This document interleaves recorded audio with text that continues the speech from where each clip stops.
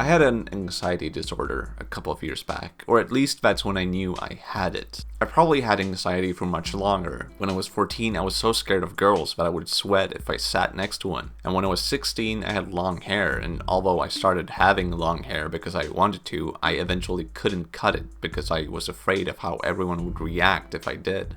When I graduated, I didn't go to the ceremony, since I was afraid of the attention I would get just from standing on stage as people looked at me. I managed to overcome my social anxiety fears since then, by slowly over time socializing more.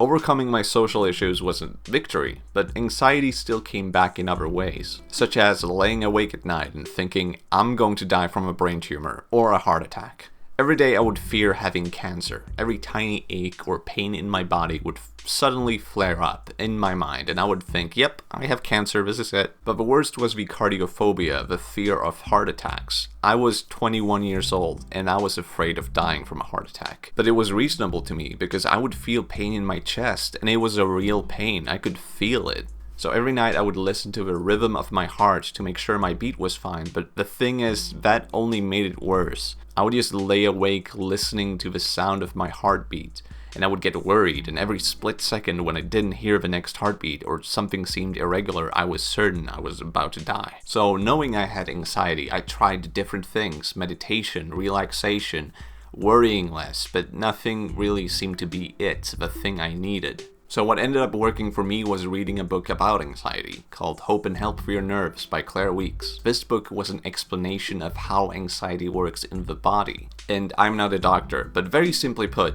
since I was a kid, I had responded to a lot of awkward or weird situations with fear, and the body responds to fear with adrenaline. If we are in danger, then we have the options to fight or flight. But the more I feared from every sensation and situation, the more my nerves were taught that they had to respond to fear with absolute importance. It meant that one single tiny worry in my body would suddenly pump me up with adrenaline, and as a result I would be even more afraid. Instead of having minor fears with minor adrenaline, I had major adrenaline. The thing is, every small ache in your body, every headache, every anxious feeling, or even that pain in your chest, every worry before you speak or meet a new person, every single person has felt that.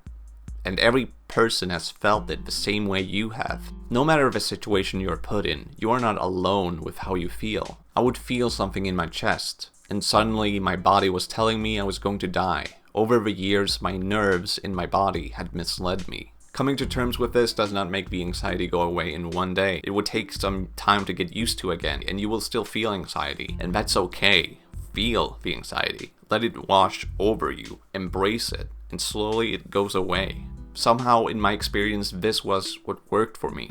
Finding out how it worked. Understanding. And anxiety does not go away overnight. It is something you have to learn to deal with, and it will come back. But you can know how to deal with it. Fear doesn't disappear. It's a part of being human. But for the first time in years, I could go to sleep again and not have to worry about dying. And going to bed without fear, I couldn't help but think, oh yeah, this is what my life used to be. And now, life can be good again.